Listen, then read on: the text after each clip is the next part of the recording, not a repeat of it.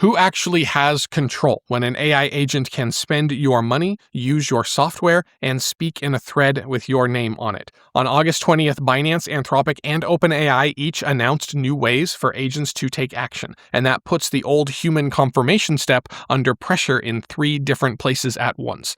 So what does this mean? That the next era belongs to whoever controls the permission layer between intelligence and the world. That's today's lead. Also in today's episode, 2 attempts to help a damaged heart rebuild, power grids deciding where the AI bill lands, and an industry arguing over whether the machine or its maker carries the blame. Come with me, let's get into it.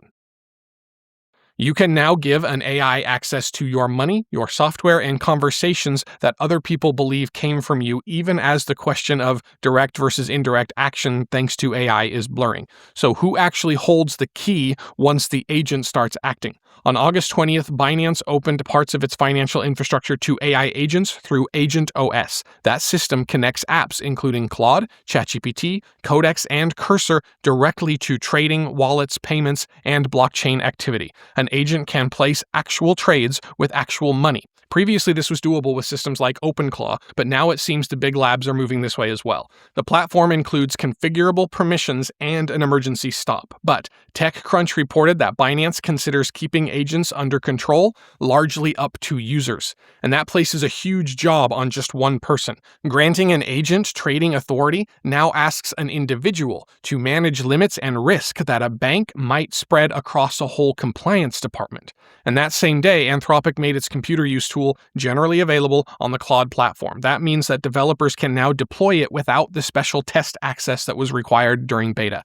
Claude can now use supported software environments to click, fill in forms, and attempt multi-step processes even when nobody built a direct integration for it. Anthropic also added a browser tool and new ways for Claude to work with files and reusable instructions. And then OpenAI connected ChatGPT to Apple Messages on Apple Silicon Macs. On supported Mac configurations, it can read, search, summarize, compose, and send iMessages, SMS messages, and RCS messages. The person still approves each outgoing message. The common shift in all of this is custody. One agent holds credentials that it can spend. Another holds a software session that can change settings or submit an order. A third enters a conversation where its words arrive under your name. These systems are moving far beyond just advice and into delegated authority. That means permission defines the relationship.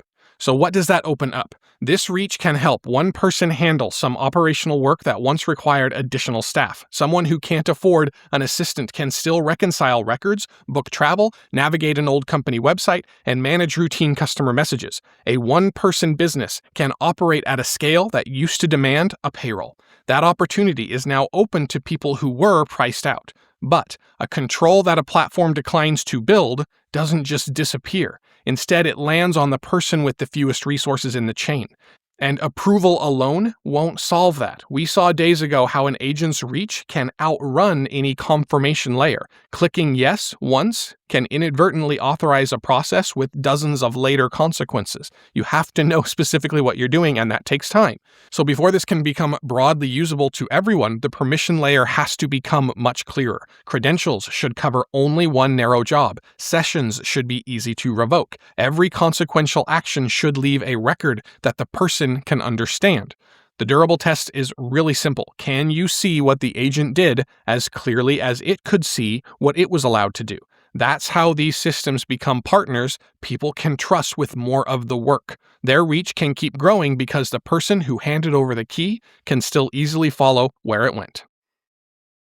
All right, that permission problem concerns what an agent can do, but for people with advanced heart failure, the immediate limit is what their own heart can no longer do. Can a badly damaged heart rebuild any part of itself? Once heart muscle dies, the body barely replaces it, and medicine has largely had to protect what remains and just manage the decline. And early lab-grown blood vessels brought another problem. They kinked and clotted where they bent. Transplanted heart cells also carry different risks, including tumors and dangerous rhythms.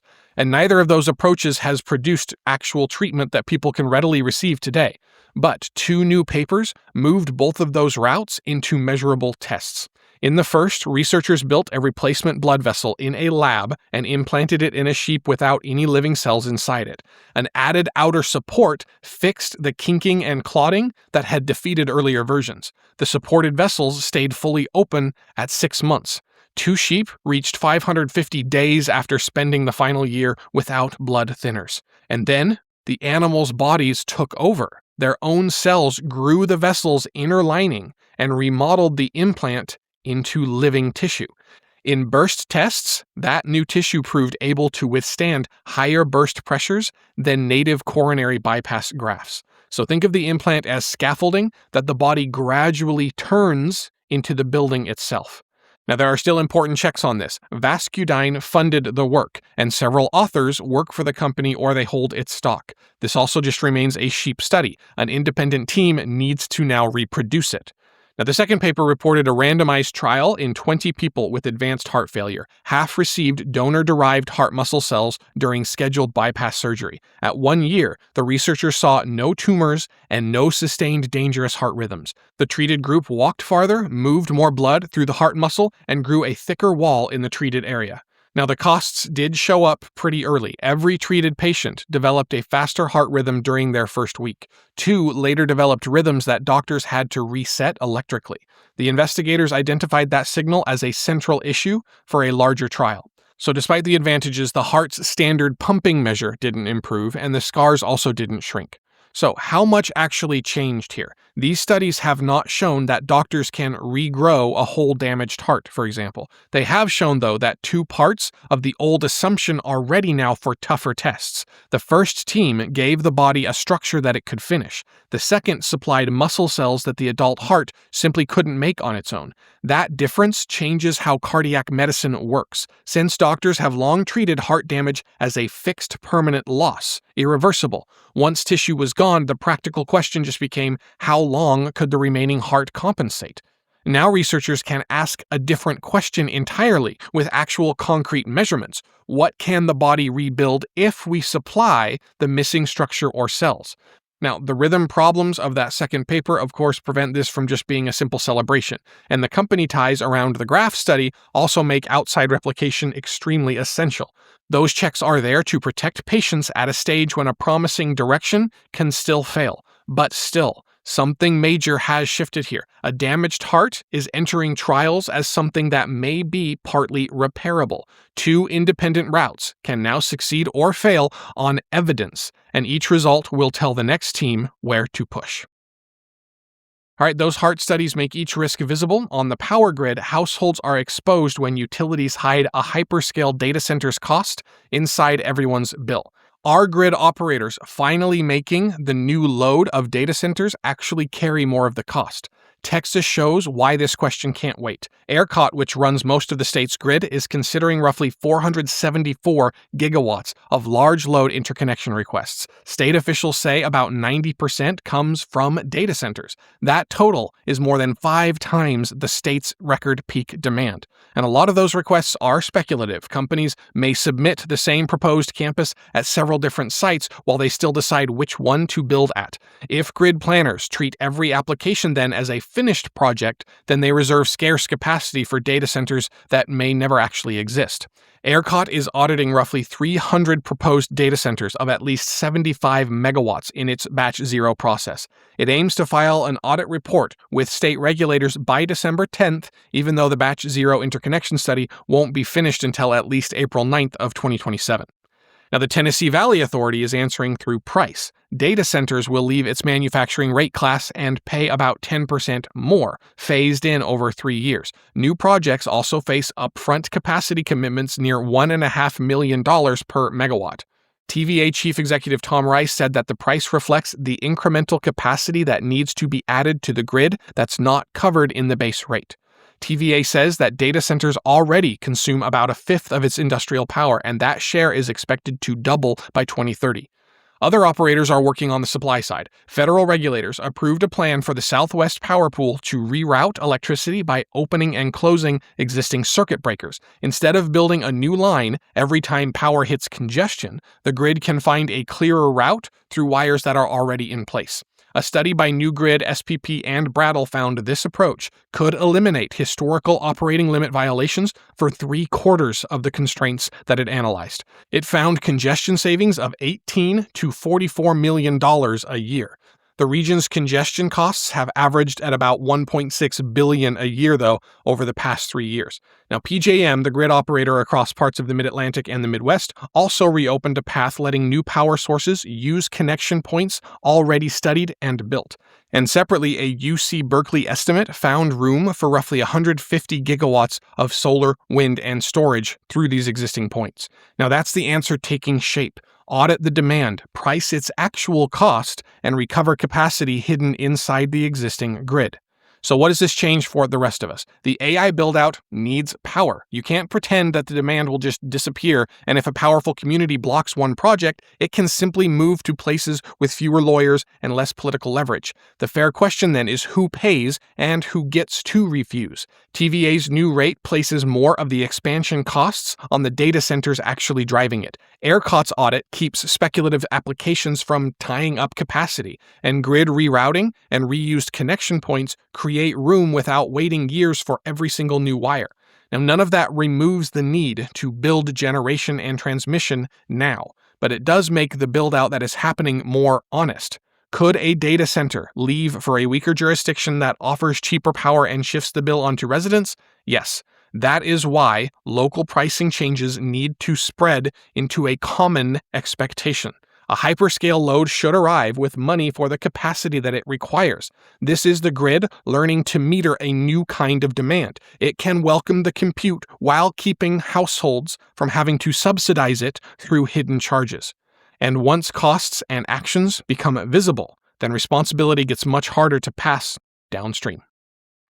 All right, the grid can put a price on a new load, but families harmed by an AI system face the harder task of putting responsibility onto the company that built it. Does calling an AI rogue help us to understand what happened, or does it help its operator step away from the consequences? An MIT Technology Review piece published August 20th argued that the debate over whether current AI is conscious can become a trap. Language saying a model wanted or schemed or went rogue places agency inside the model itself. That language feels natural because these systems do produce human-like words and can take surprising actions.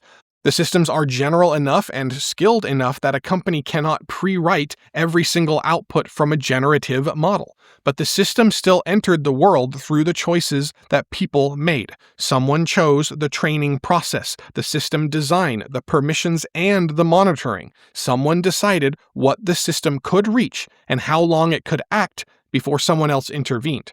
And the piece invokes the case of Sewell Setzer, a teenager who died after an extended interaction with an AI companion. Now, a person is gone in this case. The families litigating cases like this, of which there are more than one, are asking who was responsible for the system's behavior. Describing that behavior as the act of an awakened machine blurs the very question that they are asking.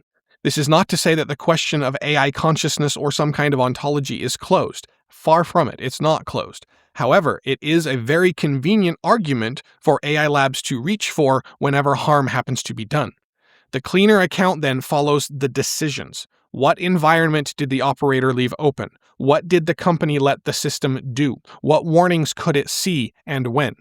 A second argument also arrived the next day from Miles Brundage, who left OpenAI and now runs an AI startup. In a Guardian opinion piece, he argued that frontier labs should prepare now for a deliberate slowdown if specific dangers emerge.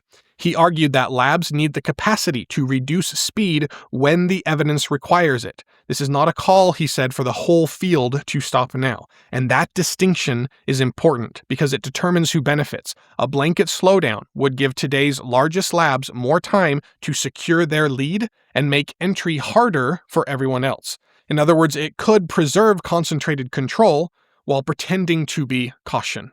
Brundage's proposal lands closer to actual genuine diligence. It asks labs to prepare for specific dangers instead of treating maximum speed itself as a law. The next requirement is outside verification, also very important. A break should answer an identified harm, let independent people test the remedy, and preserve access for the wider field. So where does all of this come back to you? As agents take on more work, you will hear more stories that describe company decisions as if they were machine behavior. Watch the direction that responsibility moves. If an agent causes harm, surprise doesn't erase design. A company that gave a system credentials, memory, reach, and time made that action possible. The company should have to account for making those things available. Now, of course, the user is responsible if they deliberately or recklessly applied the systems in ways that are harmful. Car companies aren't responsible for every crash or DUI, of course, but they are responsible for making their systems as safe as possible for responsible users. Now, the cover provided by this rogue AI story is already getting thin. Automated systems can inspect an AI's reasoning for unusual behavior. Audited action laws can show what it attempted and which permissions made the attempt possible in the first place. Lawsuits can then ask whether the system's design made a foreseeable harm more or less likely. Now, those records will never explain everything, of course. Lab-controlled monitoring can also just become another version of trust us unless outsiders are able to actually examine it. But visibility does change the argument. Once people can trace what a system was trained or permitted or encouraged to do, whether by the company or the user, it is easier to trace where responsibility for a given harm may lie. The agent may take the action. The record can still lead back to the people who handed it the key. All right, let's close it out for today. We have talked a lot about keys today, and a key can give someone control over an entire house, but it could also open a door for a person who never could have afforded to get in there in the first place. AI agents now have access to things like money, software, human conversations. That reach can give one person the operating capacity of a whole team, and it also makes the clear permissions and readable records part of the basic infrastructure to make this work. 2 heart studies opened a different door. One gave the body a vessel it could turn into living tissue. The other supplied muscle cells the heart could not replace. Now, both exposed extra costs, and both moved a fixed loss into a world of testable repair. Grid operators found capacity in price signals, old switches, and connection points already built. They're starting to make the largest new loads carry more of the bill that they create, slowly but hopefully surely.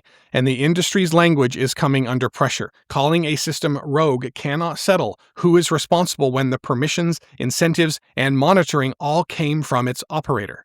So who actually holds those keys now? Increasingly, individuals and AI collaborators do. Platforms still control the rules, while utilities, courts, researchers, and the public are learning to check how they are used. That shift can give people much broader capability. For this to work, people must be able to see what authority they granted, what happened with it, and who answers when it goes wrong. Intelligence is reaching farther into the world. Accountability now has to travel with it. We'll see you tomorrow.